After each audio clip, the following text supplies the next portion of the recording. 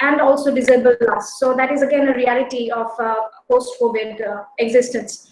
I am extending my gratitude to my students and also other online listeners for having spared time over again. Now, what we do is we straight go into the lecture and we try to relate the relevance of this lecture to the times in which we are living.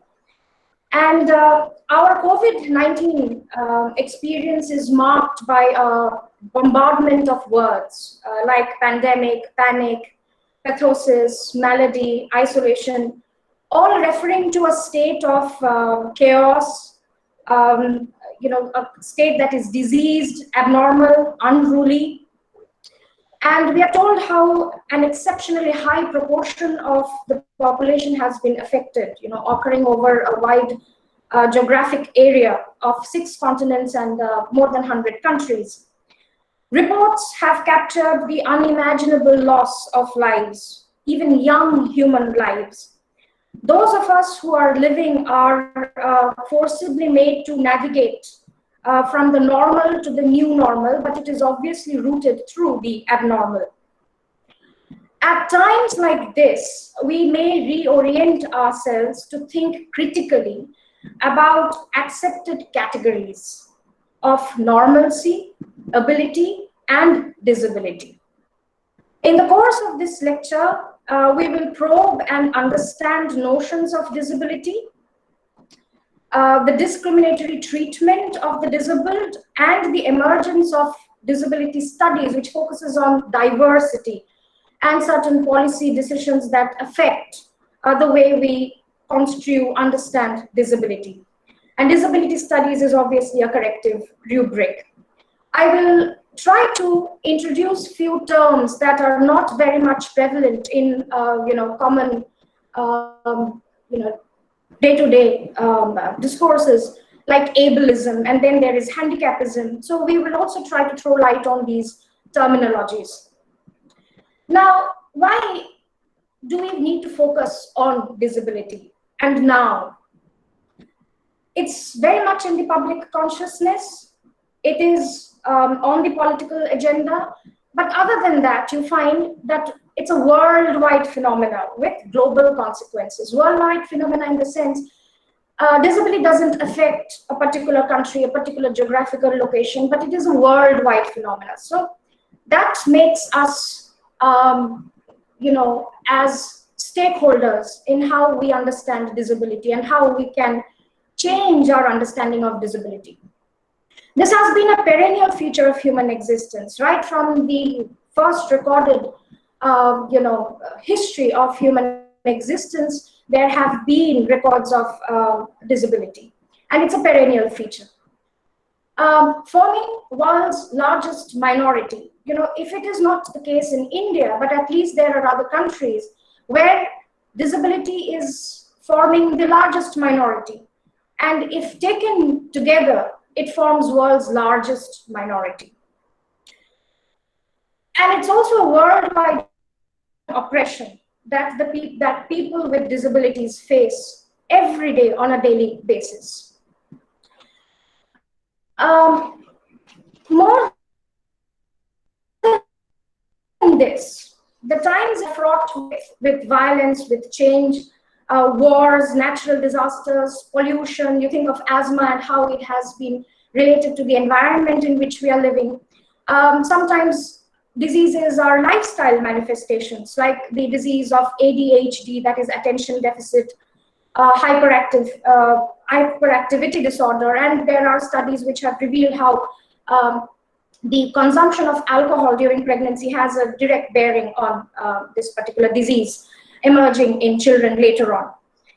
Richard Jenkins, who has theorized a lot on disability, gives us ways in which we can encounter disability in our daily lives. It could be because of a congenital disorder, something that is affecting from birth. It could be due to illnesses. It could be through injuries that you sustain through accidents. And aging is also a very important aspect of disability. So we age and we encounter different kinds of infirmities, impairments, and that leads us to experience disability. You know, Susan Wendell also talks about the rejected body. We'll go on to talk about the rejected body later on. Now, we are so very much programmed to think of our existence in very rigid, absolute, markers of identity. By rigid, absolute markers of identity, like if you're an African American, then you are not white. If you are gay, then you are not straight. But if we pose this question, to be able, does it mean that we will be able forever? And the answer is no. Now, there is an acronym that is very much in use in disability discourse, and that is TAB, T-A-B, which stands for temporarily able-bodied. So all of us, and this is a lesson that we need to learn as fast as we can, all of us are existing in a TAB state. We are temporarily able-bodied. And for that, it is also paramount that we reorient, recondition, deconstruct those ideas that we have been conditioned from birth to know disability once again. Now, what is disability?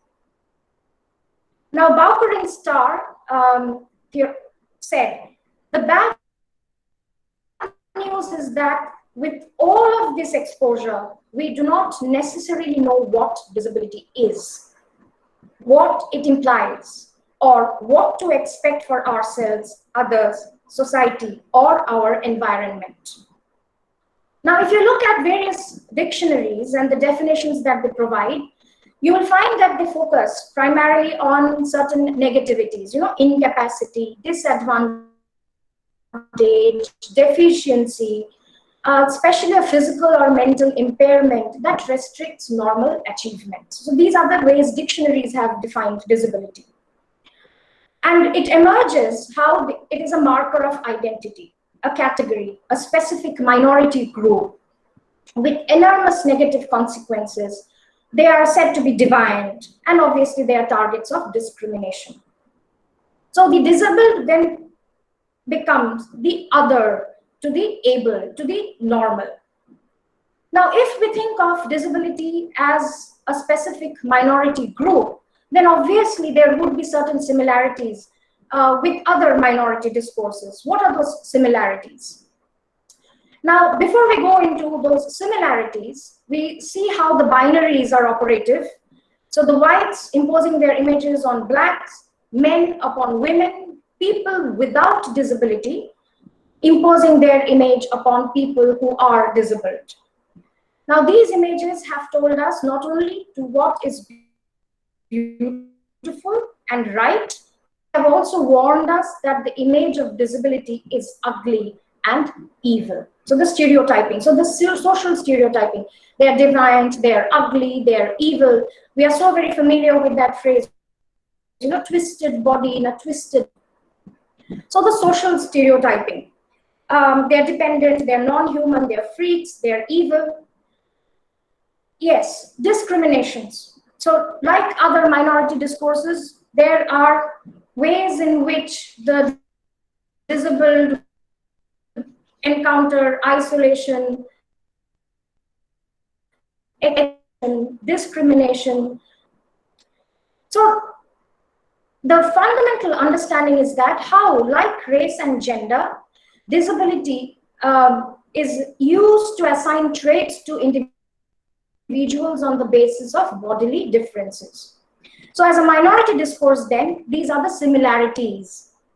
Now, there must be then certain differences from other minority discourses, and few very important differences would be that when it comes to the temporarily able-bodied reaction or attitude towards the disabled, there is a plethora of emotions. There is a range of emotions. So on one hand, you could feel pity, and you can also fear. There can be charity and also revulsion. So the conflicting attitude. We as temporarily able-bodied may not be overtly expressive of our views, attitudes towards the disabled as probably say anti-gay or racial bigotry views. Interestingly, many disabled would hesitate to share their experiences with family and friends, just like the gays, the lesbians were always living in the closet, and they have to muster up a lot of courage to come out and share their experiences, to own up to their identity as a gay or a lesbian. Simi Linton's essay, Reassigning Meaning, focuses on the way families, friends, society would try to, project the disabled, trying to make them pass as normal. So if you can hide your disability, then the better for that individual. And very, very importantly, those belonging to this minority category or group would very seldom have their own narratives in the open. So when in comparison to other minority discourses, you find fewer narratives coming from the disabled population. So the shame, the stigma plays a very, very significant role in disability experiences. In fact, if we can read it as this, there is this conflict between the virtual social identity. The virtual social identity is the expected social identity. You will be able, you will be strong, you will be appealing, and the actual social identity, the real identity of yours. So when there is this clash and there is this mismatch between virtual social identity and actual social identity, then obviously it doesn't augur well for the disabled population, and you restrain yourself, refrain from expressing, from sharing, or from coming out. Now, there is the way in which academics also has resisted certain changes, certain inclusions. And this is Leonard G. Davis, one of the very, very key theorists of disability studies, who says, for long, disability has not had the visibility as that of race, class, gender, or caste, primarily on account of the general pervasiveness of discrimination. These highlights have been done by me. So pervasiveness of discrimination and prejudice against people with disabilities across cultures. So like we were talking right at the very beginning, how it's a worldwide phenomena. It's a borderless situation. Majority in academics do not consider disability to be part of their social concerns, much the way it would have been, to include representations from the other minority groups, from race, from gender, from class, from caste. So why to add another studies program to the existing body of knowledge? Now, is this then to be understood as the psychological distance that is there between temporarily abled people? I am repeatedly using this temporarily abled identity because it is something that we have to accept. That is the reality. So between people and disability, is this the politics of disavowal? Now, you find that in post-colonial scholarship, for example, how there is an omission of disability. You talk about race, you talk about gender, you talk about ethnicity, you focus on themes of identity, representation, resistance, but you do not find disability in post-colonial scholarship. And why is this? Why is there this omission in the first place? Do we need to go back and redress this omission? Now, in a way, we can locate this distance, the psychological distance between people and disability in the stare. Now, in feminist discourse as well as in disability discourse, focuses on the gaze. Now, the gaze, throughout history, those who live with disabilities have been defined by the gaze. But even something more potent than the gaze is what you understand as the stare.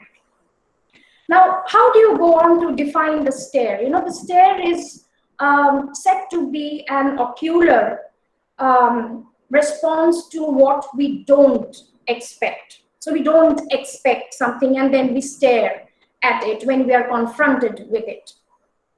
Now, when we are out on the streets, the temporarily able-bodied, there is this telling glance directed towards people with obvious impairments.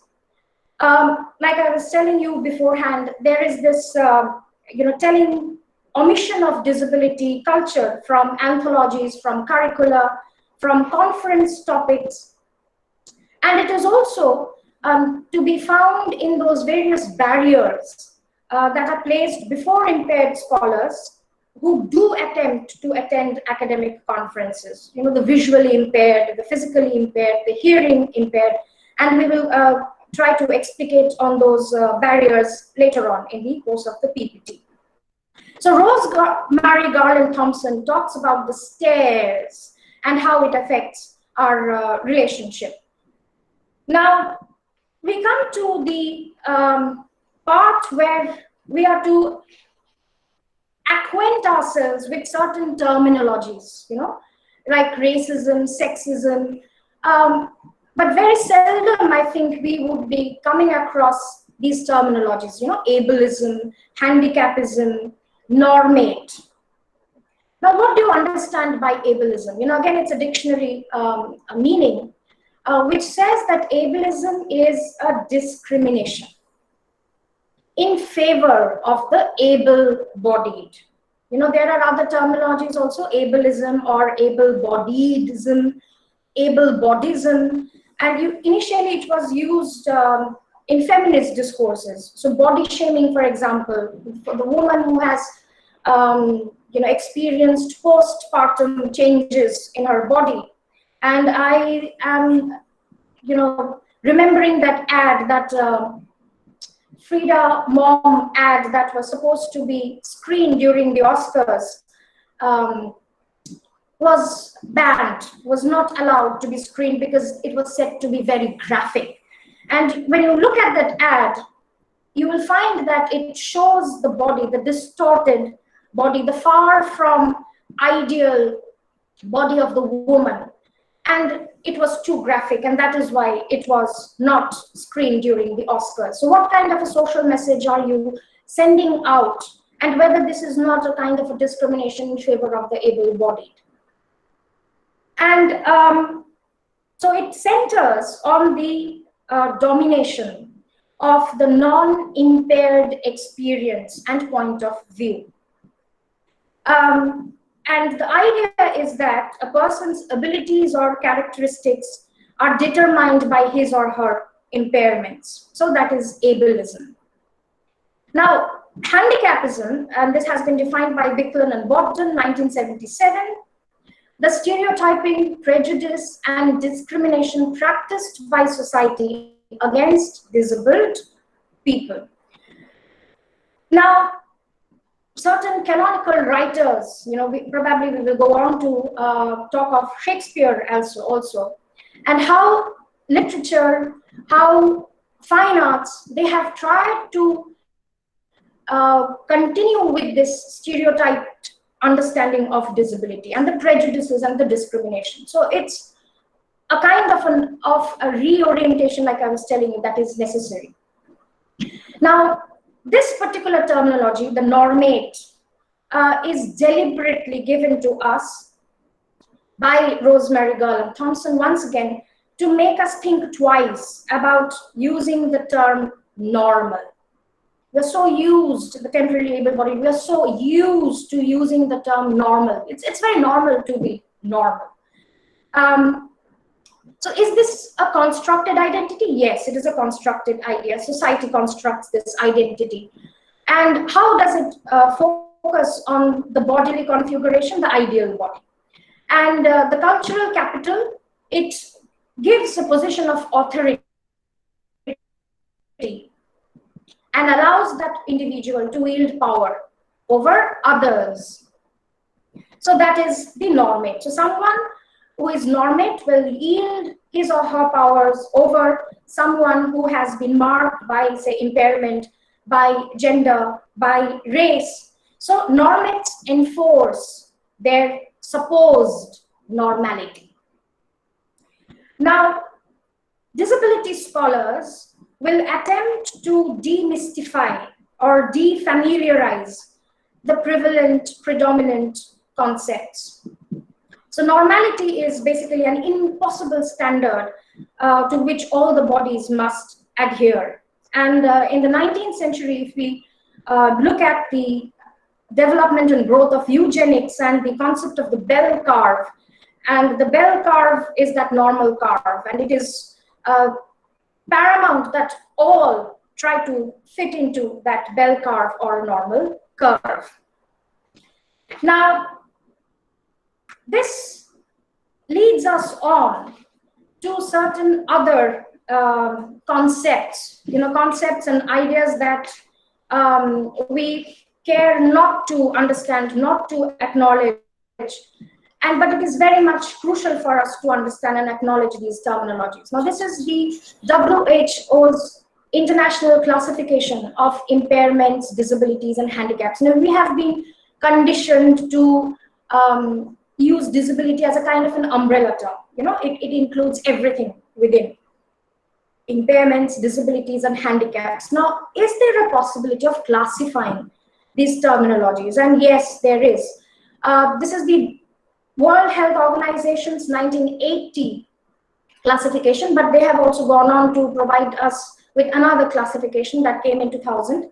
But I'm referring to the 1980 definition and the classification because it is of practical value. It appeals to us as laymen and women to understand the various concepts.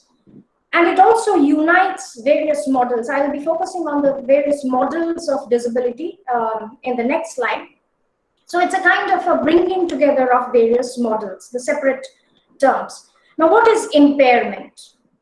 Impairment is any loss or abnormality of psychological, physiological, or anatomical structure or function. So it's a loss. Disability is this lack or restriction of ability.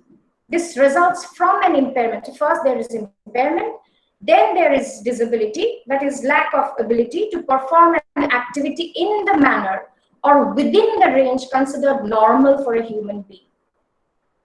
So the normal decides what is abnormal. So the able decides who is disabled.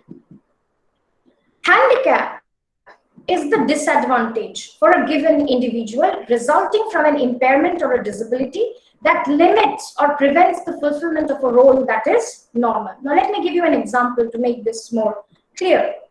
Now, suppose someone is suffering from cerebral palsy, the impairment, which is rarely curable and it is in need of treatment. So that is the impairment. Now, that leads the individual from experiencing certain restrictions like walking, sitting, running, for example. So that makes him or her disabled. Now, what is handicap? Handicap is nothing but the society's response to their impairment and disability, and which leads them on to being handicapped. So the social pressure, the way in which we relate impairment and disability, and we decide that that particular person is unable or is a misfit or will not be able to perform certain normal roles, responsibilities. Now, we have to understand, and this is very, very important, and that is one of the reasons why we are having this discussion, we are having this lecture, that handicap has nothing to do with the impaired individual. It is the result of our temporarily able-bodied people, of our inflexibility. So the impairment is rampant. We are also impaired. And this impairment is nothing but our inability to overcome our own prejudices. which ensures that any disadvantage resulting from impairment or disability is magnified. Now, I bring in Susan Wendell, again a very key important figure in disability studies discourse. Handicap is the loss or limitation of opportunities to take part in the life of the community on an equal level with others. So that is handicap. Now, what were the various models? Now, the various models, there are various models which go on to define disability. And of the various models, you find the first one is the religious model. Now, this religious model is historically the oldest. And it associates disability with sin, with shame. And you think of the karmic theory of ancient India. And so that is the religious model. That is how you approach disability. The charity model focuses on the disabled as helpless victims. So basically, there are two philosophies operative here. Either the disabled are dependent or they are demanding.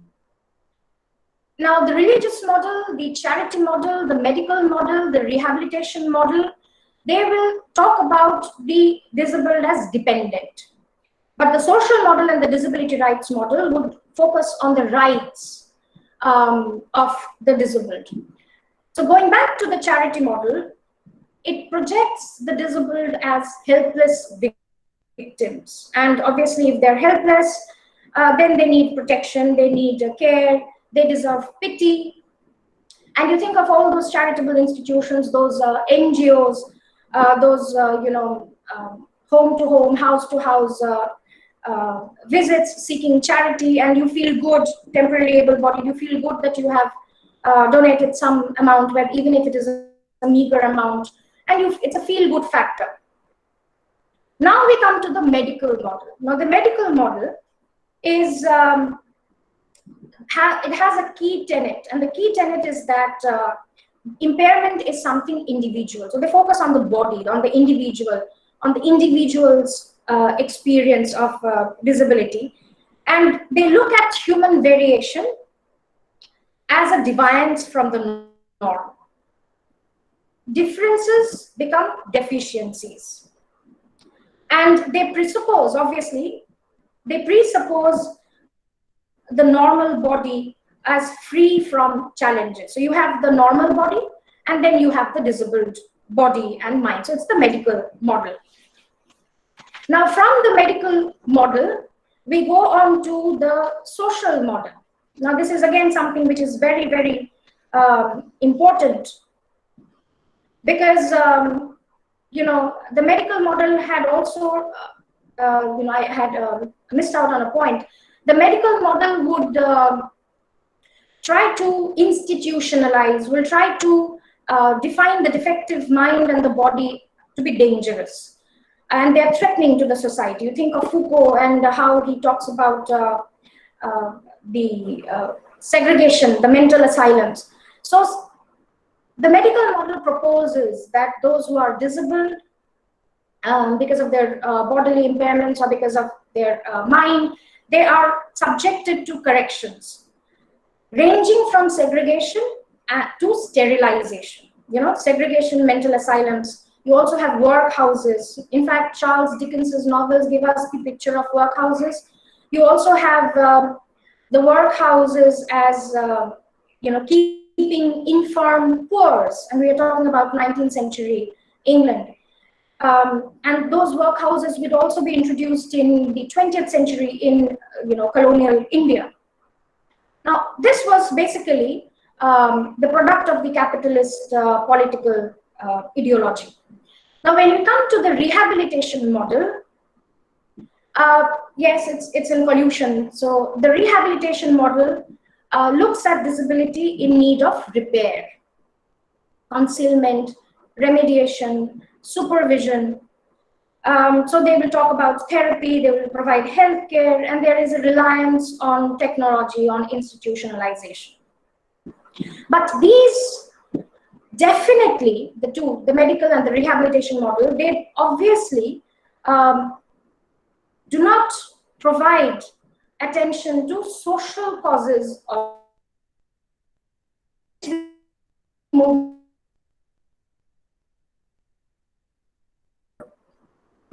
provides a positive disability identity, and they are helpless, they are victims. Medical model and the rehabilitation model talking about which, along with the disability rights model, provides some kind of positivity to the disabled. Now, what is the social model all about? The social model doesn't stereotype individuals who cannot function, who do not deserve equal opportunities, and who do not have civil rights. So they're challenging all those presuppositions and presumptions.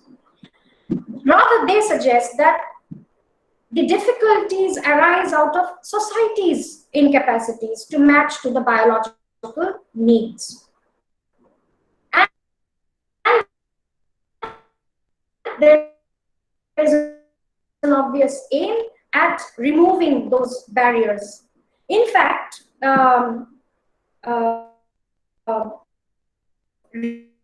rehabilitation of war theory in 1990, when war veterans, injured war veterans came back from the Second World War, they were the ones who started demanding healthcare, protection, rights, and that was the genesis of the disability movement in the United States. Now, the disability rights model or the human rights model will propose notions of equality, autonomy, accessibility, accommodation, education, employment, dignity. In fact, Thomas Charlton, how we can add on to the list of basic rights, fundamental rights. He says that wheelchairs, are basic. It's one of the basic rights of a physically impaired individual, something that has been overlooked by, say, Amnesty International or Oxfam, etc., etc. So these are the various models operative. Now, obviously, you cannot bring about a change without legislation and laws. And if you look at the laws and legislation, I was referring to the American Disability Act 1990. Now, this is supposed to be a very comprehensive and radical law. And it takes into cognizance various parameters, and various grounds on which there can be discrimination against a disability. They will decide whether the person has a physical or a mental impairment, whether there is a record of such impairment, whether there is any discrimination on the basis of the impairment. And we might as well revisit the film Philadelphia, where the character, which was played by Tom Hanks, loses his job because of his, HIV, AIDS. And that is one key film which focused on discrimination based on certain experiences. If we come to the United Kingdom, 1995, and again, it is also considered to be a radical law, and it was connected with the ability of an individual to do work, whether that person has the capacity, what is the nature of the capacity, whether there are limitations to that capacity. So that is the United Kingdom Disability Discrimination Act. What about India? Now, right at the very onset, let me tell you that, like the Dalit movement or the socialist movement or the Naxalite movement, this was a post-independent phenomenon. And yes, it focused on discrimination, on oppression, on rights and privileges, and it was obviously influenced by the developments that were happening in the West. Now, From 1981 onwards, there was a call for the enactment of a comprehensive disability law. And especially from 1985 to 1987, there was this focus of employing the visually impaired and giving them access to government jobs. And between 1987 to 1988, around 239 visually impaired individuals were even recruited in various government jobs. But in 1986, with the formation of a committee under the chairmanship of a former judge of the Supreme Court, Justice Baharul Islam, that there was this recommendation, and this recommendation was for the enactment of a comprehensive disability law, and thus you have the formation of the Rights of Persons with Disability Act, Equal Opportunities, Protection of Rights, and Full Participation, 1995.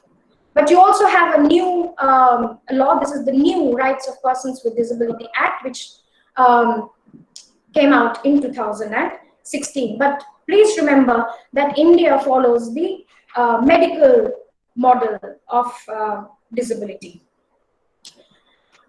Now, we come to disability studies. Now, disability studies, emergence is something as a kind of a redressal. It is a recent rubric that seeks to group research that focuses upon the historical, political, social, and professional meanings ascribed to disability and disabled population. And at the heart of contemporary disability studies is the social paradigm of disability, which locates disability, it's a very, very important point, which locates disability at the intersection between individuals and their social and cultural environments. So culture is disabling, society is disabling. The individual is not responsible for experiencing disability. So you investigate disability as a cultural understanding. Now, Helen Keller,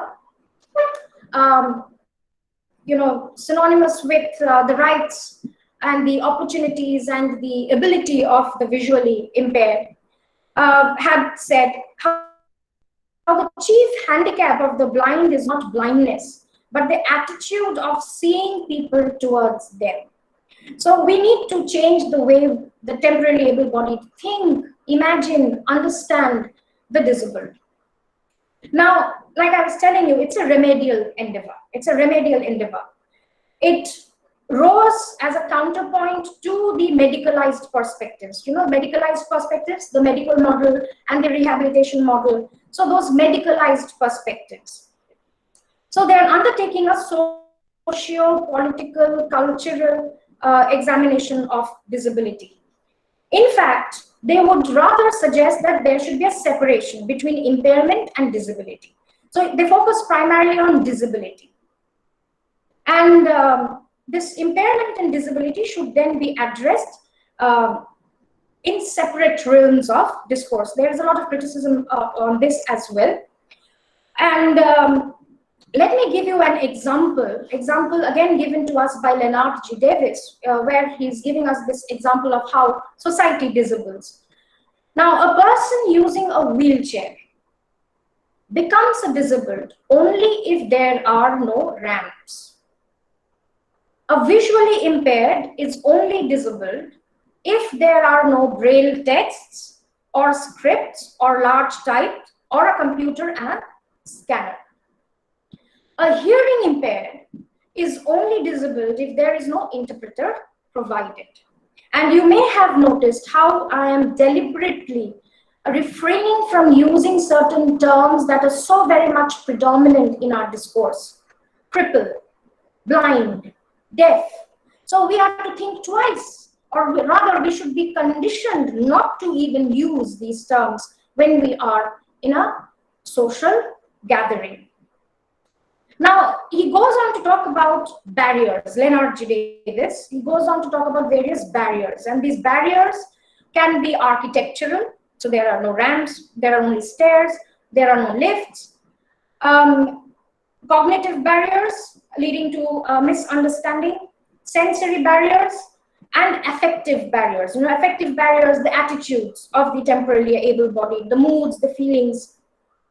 And besides Leonard G. Davis, there is Michael Oliver, who is one of the key architects of this disability studies. So you change the way social environment is built and constitute, change the mindset, and there will be a positive outcome.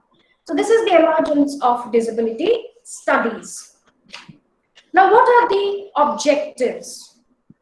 The objectives of disability studies is to think critically about disability, to offer a critique of professionally generated disability knowledge. And if I may share with my listeners that David Morris is famous for a couple of books, The Culture of Pain, Illness and Culture, where he is, in a way, critiquing the entire scientific medical worldview. And he says that pain, how do you understand pain? You know, whether there can be a social and cultural meaning of pain. Pain, which is usually thought of as a distinctly biological event, you know, a sensation, a symptom, a problem in biochemistry. So, by the way, am I audible? Is it absolutely audible and visible, both? Everything is yes, fine. yes, ma'am. Yes, ma'am. Okay, right. Okay. So that is how, you know, David Morris is, in a way, inviting us to perceive things differently. So yes, to think critically about disability, and this should serve both academic discourse as well as social change, you know. And there has to be a shift of ideology from normalcy. Very, very important. We have to promote the notion of the body as changeable, unperfectible, unruly, untidy. So you don't ban ads, you give them the space, you give them the ability to change our understanding. Yes, now this leads us on to the question of how language is operative. And this is with regards to all of the temporary able-bodied belonging to each and every discipline, how we have been conditioned to accept the normalcy of certain terminologies, like I was telling you earlier, how we so easily use the term blind, deaf, cripple, etc., etc. You see the terminologies here, you know, cripple, geek, deformed, vegetable, dumb, retard, gimp, and obvious association with the disabled. Language reinforces the dominant culture's views of disability. How can we change? Again, these examples will give us an idea. Instead of using this term, wheelchair bound or confined to a wheelchair, we might use wheelchair user. So you're lending agency, you're giving kind of credence to the identity of the person. Not dying from AIDS, but living with AIDS. The woman is a victim of cerebral palsy. Rather, we could say the woman has cerebral palsy. So the agency is with the woman, not with cerebral palsy. Phrases, these are almost taken as racial slurs, you know, as racial slurs, Negro. So again, like racial slurs, we use these terms. Turn a deaf ear, turn a blind eye, lame idea, morally blind, blind rage. So we have to change the way we speak. And it's not difficult. If you want, we can change. We have to change. Now, persons with disabilities, so these are various ways in which certain terminologies, certain names are circulating to codify the disabled. And very interestingly, the disability rights theorists have said that they are rarely used by disabled activists and scholars. Um, yes, so they're rarely used by disabled activists and scholars except with palpable irony. Am I audible and visible both? Yes, ma'am. Yes, ma'am, you are audible and visible both, and the slide is also visible. Hello. Persons with disabilities, PWD narrative. So this is something that you will come across very regularly if you are into disability studies. Divyang, something that has happened very recently, but there are reservations against the rampant giving of ascribing certain identities to the disabled. In fact, the National Platform for the Rights of the Disabled have taken some kind of affront to the use of the word Divyang, and I'm quoting from their website that exclusion and marginalization cannot be addressed by using patronizing terms like Divyang. It will only invoke sympathy and an underlying impulse of charity. Differently abled, able-disabled, handicap-capable, these are to refute the common stereotypes of incompetence. So they're differently abled, they're able-disabled, they're handicapable. Physically challenged is something that leads us on to ask this question, whether the obstacles are physical or social. So it's ambiguous. Special people and children, Civil Linton has a very strong issue objection to the use of special people and children, where she says that it's a deliberate attempt to confer legitimacy on the educational practice and to prop up a discarded group. I'm quoting Linton here. So what would be the preferred terms of choice for the group? And you see, it's women and men with disabilities, disabled people, disabled community. Now, this to make us understand that they take pride in their disabled identity. There is no shame, there is no stigma. That is part of their identity, and they're very proud of that identity. This is Anita Ghai. Again, she has been instrumental in powering disability studies in India. And this is what she writes. She's very clear about her identity. I write from a clearly marked location as disabled woman with visible disability. Now,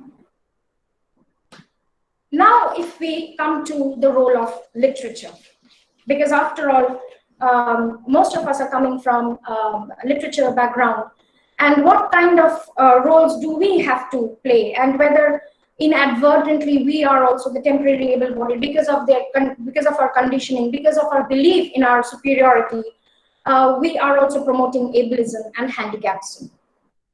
Now, I had told you how I will bring in Shakespeare, and Shakespeare's Richard III, I'm not referring to the other works of Shakespeare, because Richard III is very much a part of disability studies now, along with Lear. Richard III, and this is how the disability scholarship has found faults with Shakespeare, because he was probably trying to deliberately play on the psychology of the Elizabethan audience and their abhorrence of the disabled by projecting an inordinate amount of disability to this character of Richard III. So probably historical evidence contradicts this depiction of Shakespeare, that Richard III was not as disabled as he was said to be by Shakespeare. Some of the phrases that come out of that text, hunchbacked toad, bottled spider. And if you remember Martha Nussbaum, and she says how the disabled have historically been used as surrogate animals. So hunchback toad, bottled spider is in a way of reinforcing the ableist standpoint and the handicapism that goes to condemn Shakespeare. And you see how classics and canonical literature, they transmit a sense of respectability. They translate a sense of prestige. they transmit values, and they also sustain these complex prejudices. So we may ask this question again of Shakuni, of Kujimonthara, twisted mind and a twisted body, and all they are capable of is doing something evil and ominous. So what disability studies engineers to do is to rehabilitate public beliefs. So why this overheated symbolic imagery, and why there are no positive portraits? Now, by positive portraits, we mean not projecting the disabled as super critics, but rather the realistic portrayal, what they are in reality. So that is how literature plays a very, very significant role in changing mindsets.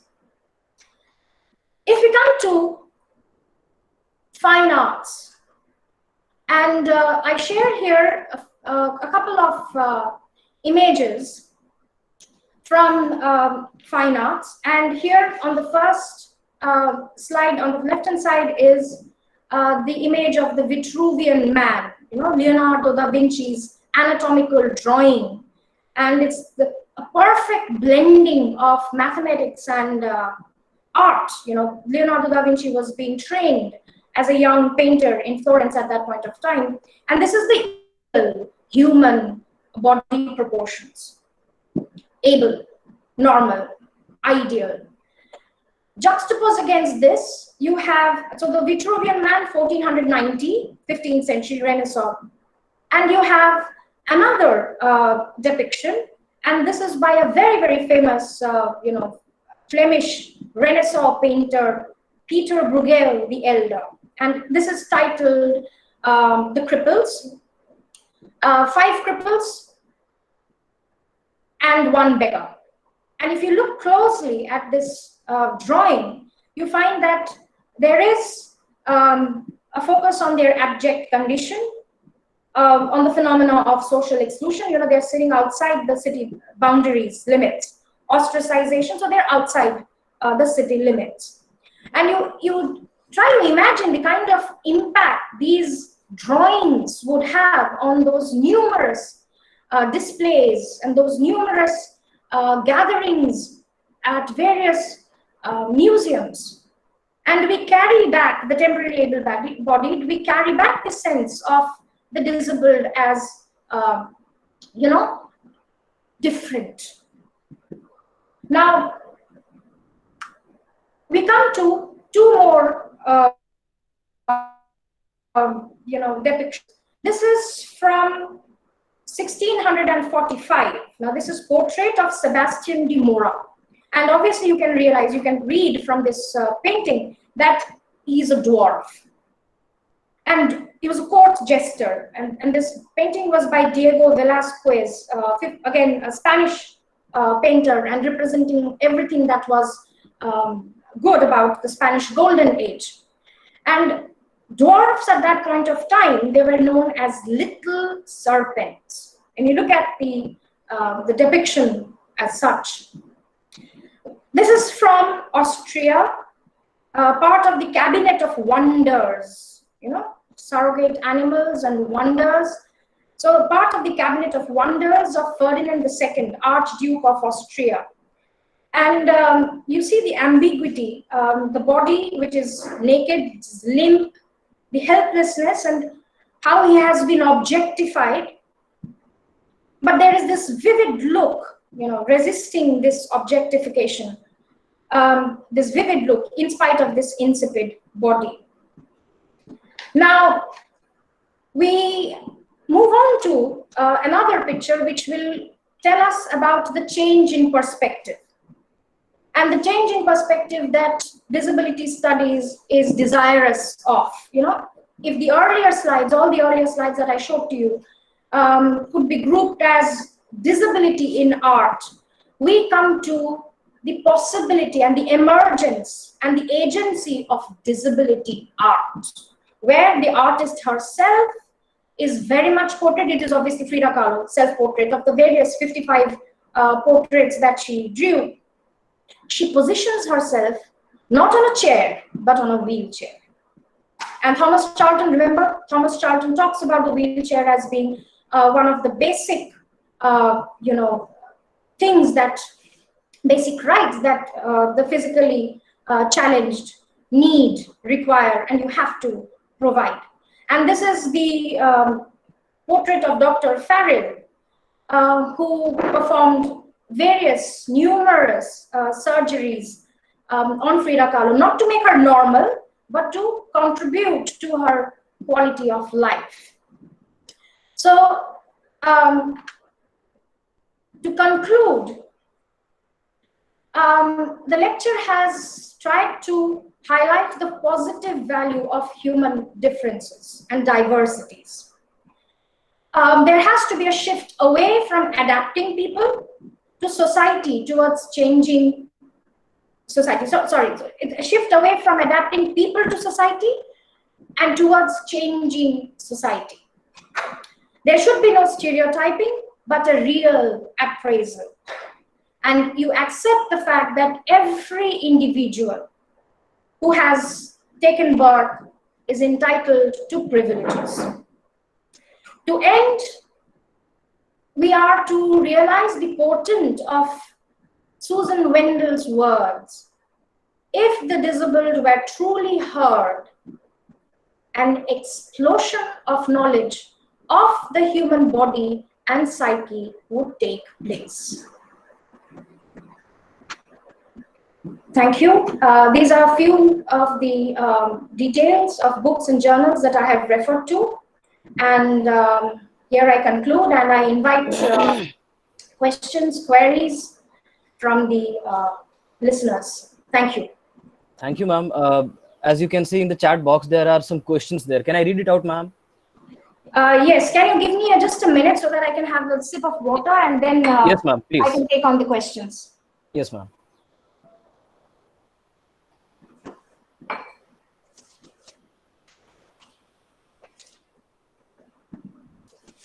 Saket, meanwhile, you can share the feedback form, please. Yes, sir. Yes, yes. There is a question from Swastik Chakravarti, ma'am. The question is, don't you think that our inabilities, like inability to speak fluently or communicate properly with people, also correspond to some kinds of disabilityness? See, because there are certain things that we have to understand. The very rigid understanding of what is ability and what is disability. Why should there be a very rigid, inflexible, understanding of what is ability and what is disability? Leonard G. Davis, in fact, talks about how we can turn the cart, turn the tables, and not talk about what is disability, but also try to define the problems of the normal. And keeping with this, I would also try to share how we can change the way curriculum is also modeled, accommodates, and can bring about a kind of a change in society. You think of how disability etiquette can operate for our benefit, how to speak, what to say, whether we make direct eye contact, or whether we go uninvited helping that individual, or do we wait, or do we accept the wishes of the disabled? So it's something which we have to learn right from the very grassroots, something that can be introduced in school curriculum for that matter.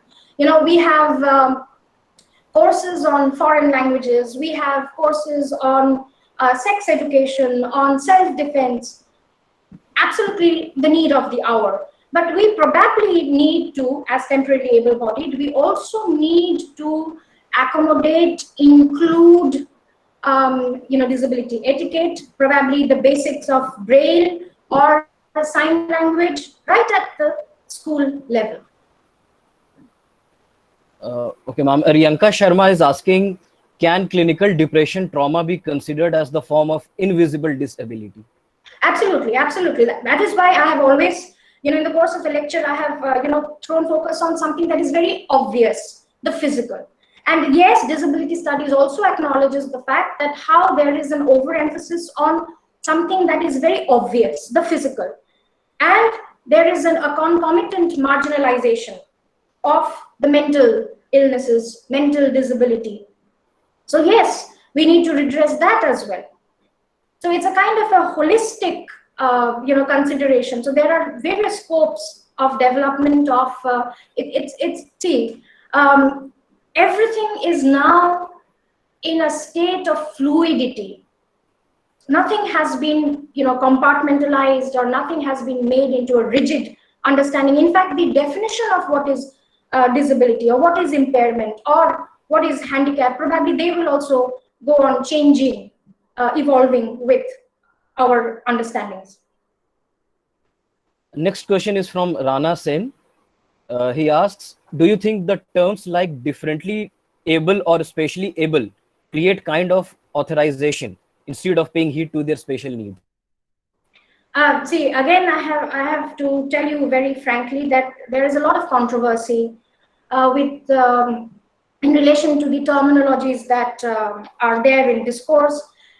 And what we need to focus on is, when we are individually interacting, then we are to take into our consideration the needs, the demands, the requirements, the wishes of the person who is differently abled. Like the slide that I was sharing with you on the nomenclature.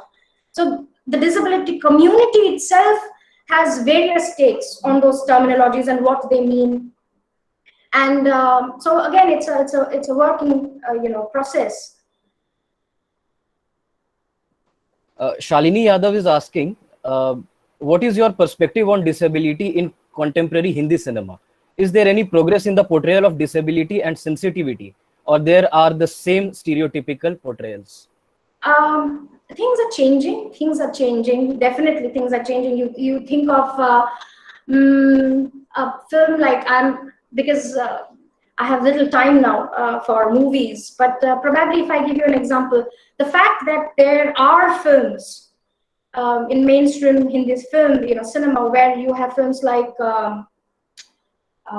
you have Tare Zameen Par, and then there is this Lagan, right? So yes, things are changing, but it's slow.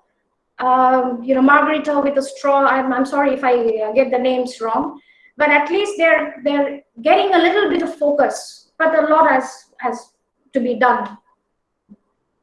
Just a few films won't do. It has to start at the individual level.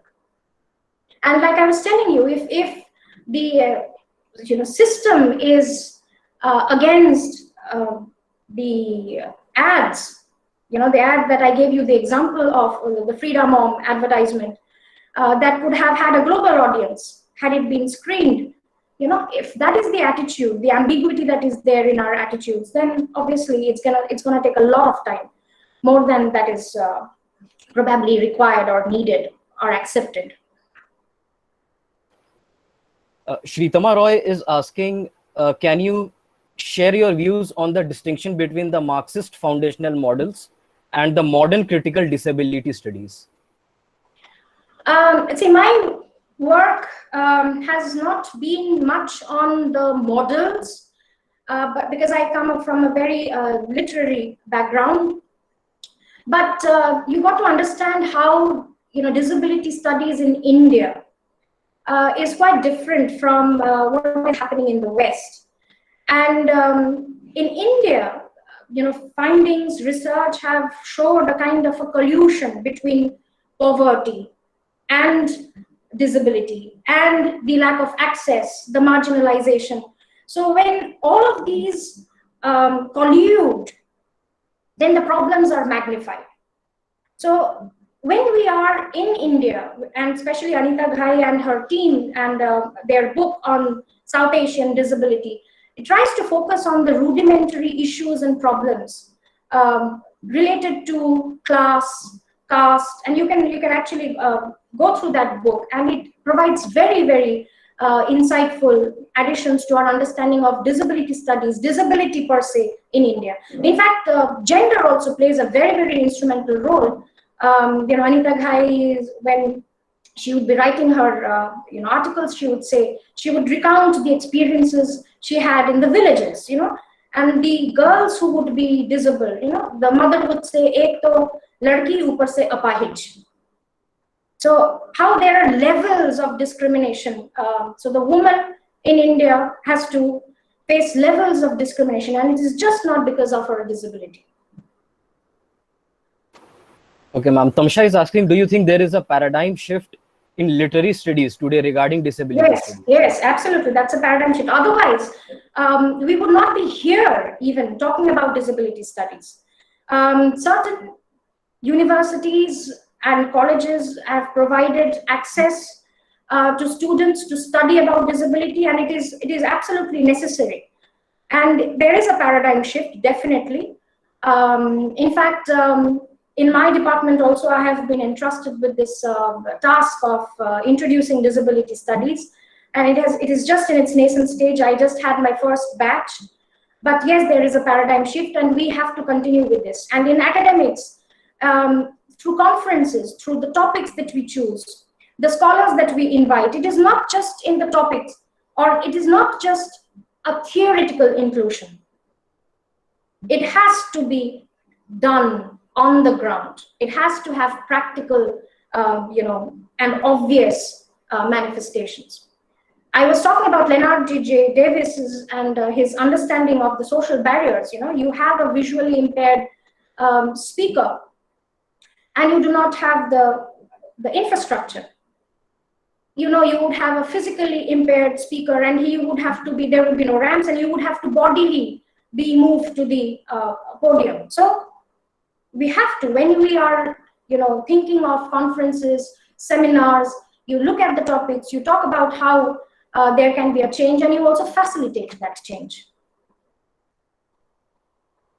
I'm taking two questions together, ma'am. You have been talking about it also. By Ahmed Mohammed and Radhika Sharma. What is the position of women's status in disability in the societies where women are looked at as almost disabled? Right. And Radhika yes, exactly. In fact, Susan Wendell's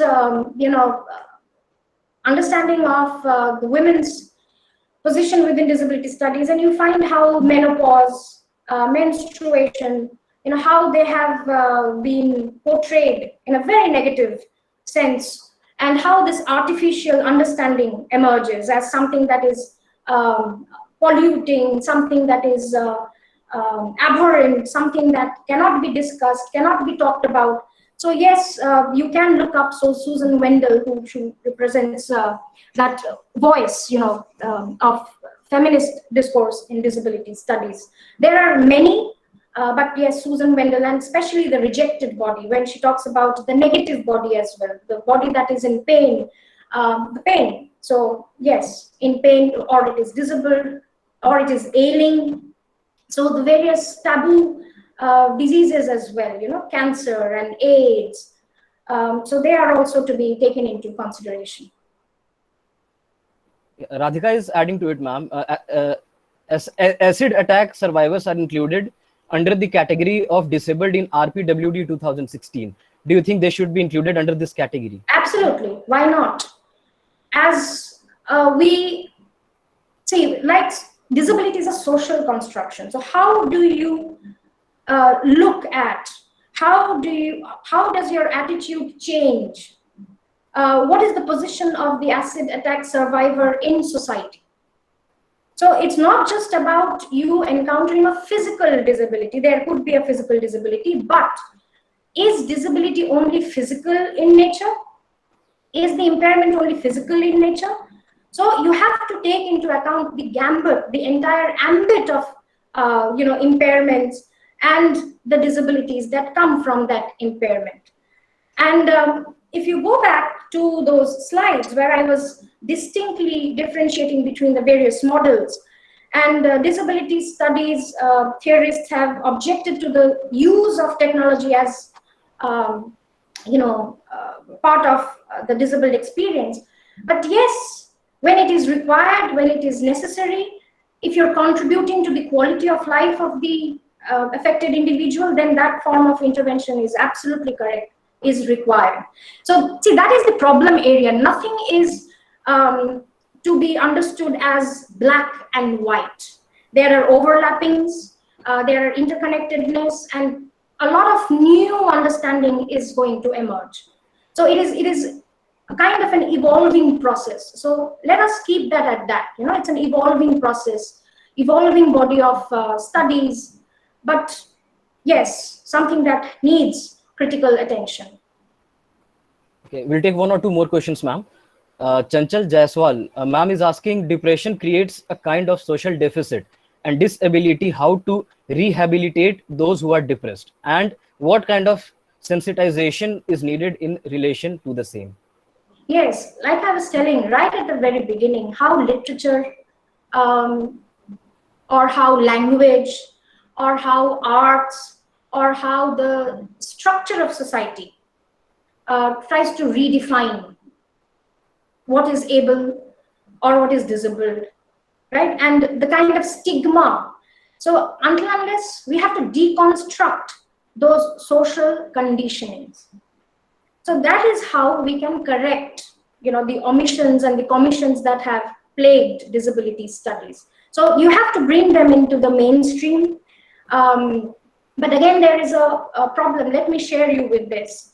Whether you are, when you have an umbrella term like disability studies, and you would have the, you know, hearing impaired, not even considering themselves as part of the disability community. So they say that they are only different because they use a different language. So, and especially in the West. So they say that it is the culture which is almost performing a kind of a genocide because they're trying to impose the dominant language. So why not have American Sign Language part of the mainstream? So the point of inclusion and giving them their own space is also problematic. Okay, ma'am. I'm taking one more question, ma'am. You have been continuously speaking to us. Madhumita is asking how Indian disability studies is different from Western disability studies. I have always been making this point. Is there any unique model for India in particular? The model that the Indian you know, legal system has opted for is the medical model. But that is as far as, you know, law and legality is concerned. If you want, I can give you the details, but it is very much there in the internet, and how the Indian model tries to categorize various forms of disability. And you would remember how trying to get admission in any prestigious institution, especially through that quota, requires you to produce a certificate, a medical certificate, and which clearly tells that 40% of that ability has been compromised. So it is something which is very unique to the Indian law. As I was researching up on my talk, I did not find any such requisite either in the American Act as well as the United Kingdom Act. And in the Indian context, it is, disability studies is almost at its nascent stage, So it has heavily borrowed, and there is no shame in acknowledging, learning something that is there to be learned from the West. And it is a gradual coming to terms with the disabled as individuals who deserve respect, who deserve dignity. And like I was telling you, our own conditioning as, you know, able-bodied. We are all temporarily able-bodied. Okay, in fact, there is a disability index. Disability theorists in India have tried to come up with a disability index, and Orissa happens to be at the top of that disability index. So yes, there are various studies which are now being conducted. But yes, disability studies in India is again obviously in the nascent stage. And especially what you find is most of the disabled that you will find are in the rural areas, and they are not even aware of their basic rights. So that is the problem with India. You know, they themselves do not know that they are differently abled, or they are disabled, or they have certain laws, they have legislation, they have their rights. So it's a learning process for all of us, the temporarily abled and the disabled. Okay, ma'am. Thank you, ma'am. The session is so interesting. There are a lot of questions, ma'am, but we are unable to take all of those. What you can do is you can mail me the questions, or they can get in touch with me. They can mail me, or they can directly get in touch with me through WhatsApp, or they can, obviously there are so various means of Yes, ma'am. interaction. And I would like to make a kind of a confession. You know, all that I have shared with you has, it's not an exhaustive lecture on disability, because my own position is of only so 1.5 decades of interest in disability studies. So my learning knowledge is also in process. So I'm in a process of acquiring. But whatever I have accrued over these years, I'm absolutely willing to share with my students, with the online listeners. Ma'am, I had a question.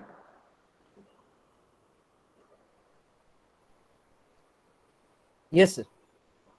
Can I go ahead? Yes, sir. Yes, sir. Yes, sir. Sir, we have one question from Shiban, sir. Yes, sir. Good afternoon, ma'am. Yes, good afternoon. I'm also a visually handicapped person, ma'am, and I'm working here in Karim City College since the last 8 years in the Faculty of Education. Ma'am, I just wanted to ask how to move away from the taboos that the society creates when we sit within the, when we sit within a group of people. Exactly, This, exactly. how to get away with this thing? Absolutely. And that is why I told that we need to have courses at the grassroots level. It has to begin from the school. It has to be. There has to be a course on disability etiquette. You have to focus on diversity. We are not talking about the disabled as a category that is evil, or that is undeserving, or they are the freaks. We have to create an awareness, and we have to start right from the very beginning, from the grassroots. In fact, in the classroom teaching that I engaged with my students at the PhD level, I made them go through various videos where I told them how disability etiquette operates. And the questions that are posed, if there is a person a wheelchair user, that person is asked on the road whether they can use the wheelchair and go on a round.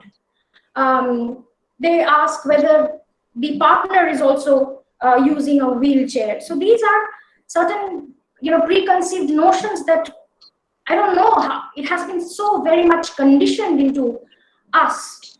But slowly and surely, with these kinds of forums, with these academic interventions from the grassroots level, if you can introduce disability studies, then probably we can bring about a change.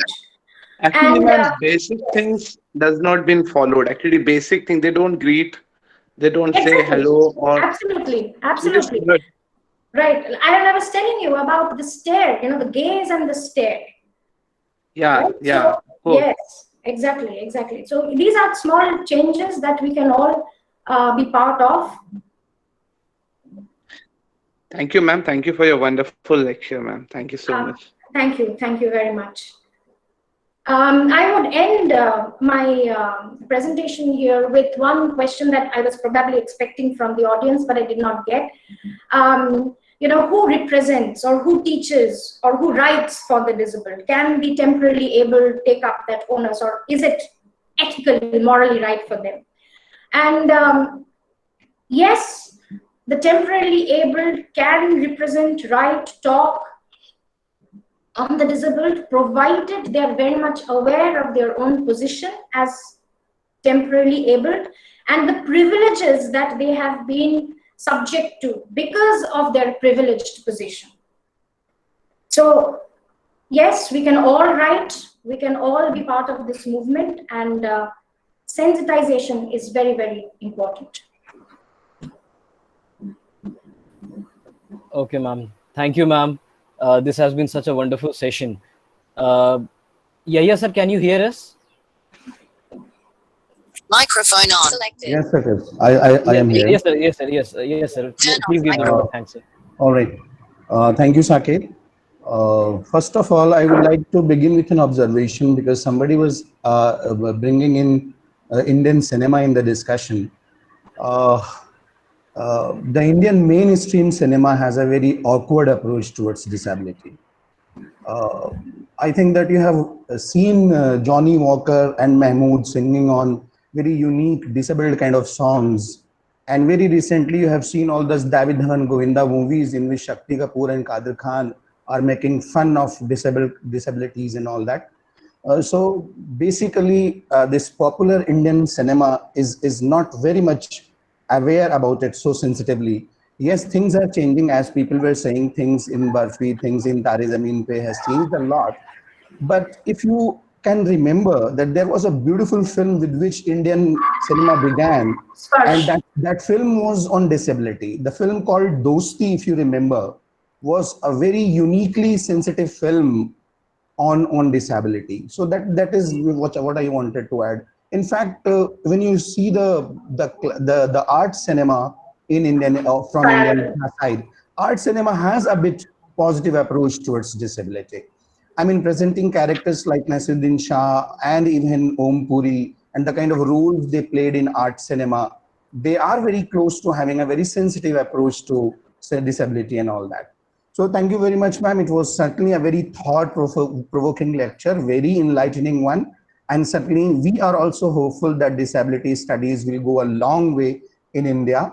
And with the scholars like you who are working very hard to establish it as a very serious field of discourse, certainly we will have a lot of good things coming up from the Indian scholars in the field of disability studies. Thank you so much, ma'am, for accepting our invite. And And thank you very much for giving me a second chance as well. accepting our invite for the second time, actually. So thank you so much. Thank you, Panchanan sir. Thank you all the research scholars who have joined from different colleges and universities. And yes, the people of the fraternity of teachers, we are extremely thankful to all of you. Dear students, we are extremely thankful for you, for being with us, for joining in such a great number. And there is no need to worry about certificates and all that. We will share everything with you. We will share the lecture also. And even, ma'am, somebody was, some students were requesting for the PPT. So I told them that PPT is basically an intellectual property of the teacher who visualizes it in his own way. But certainly we will try to provide everything, whatever is possible for you. There is nothing to worry. Be in touch with us. We will provide that lecture on our website also and on our Facebook page also. So thank you once again, all of you. Thank you once again, our speaker for today. And thank you, Panchanan sir. Thank you so much. Thank you very much for giving me this chance. Thank you very much. Thank you.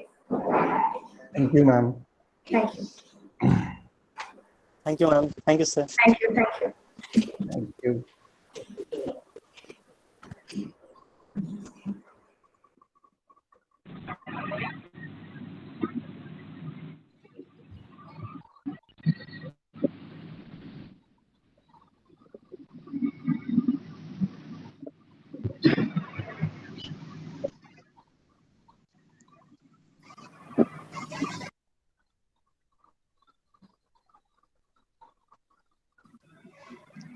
Thank you so much, ma'am. Thank you.